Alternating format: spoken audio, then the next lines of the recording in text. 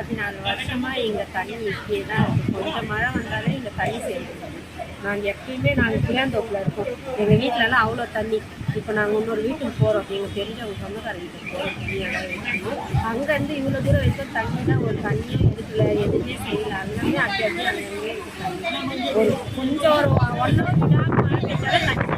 அதான் நாங்கள் ரொம்ப கஷ்டப்படுறோம். வருஷம் எங்களுக்கு இந்த பிரச்சனை தான். இந்த பிரச்சனை தீர்க்க முடியல. எனக்கே 34 வயசு ஆகும். 34 வயசு வரைக்கும் நாங்கள் இப்படி தான் இருக்கிறோம். எங்கள் சொந்தங்கள்லாம் இருக்குன்னா நாங்கள் ஒரு வீட்டுக்கு போகிறோம்.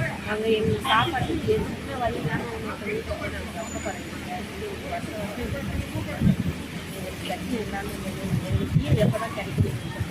அக்கா இப்போ ஒன்றும் இல்லை, எந்தெந்த இடத்துலலாம் தண்ணி நிற்குது? புளியாந்தோப்புலேருந்து நீங்கள் அங்கே கேபி பார்க் இருக்குது, சிவராஜ்புரம் இருக்குது. அந்த ஏரியா ஃபுல்லாக அப்படியே தண்ணி தான். ராஜா தோட்டம் அதெல்லாமே தண்ணி தான். நீங்கள் எந்த ஏரியாக்கா? குருசாமி நகர் தான் இருக்கோம்.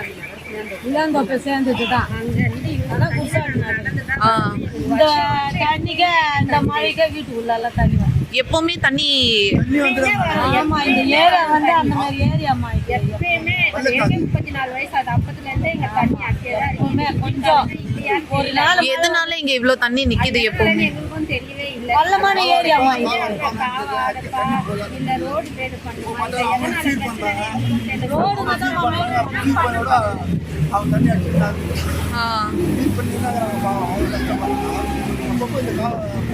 ரோடுக்கு தான் மேடு பண்ணணுமே.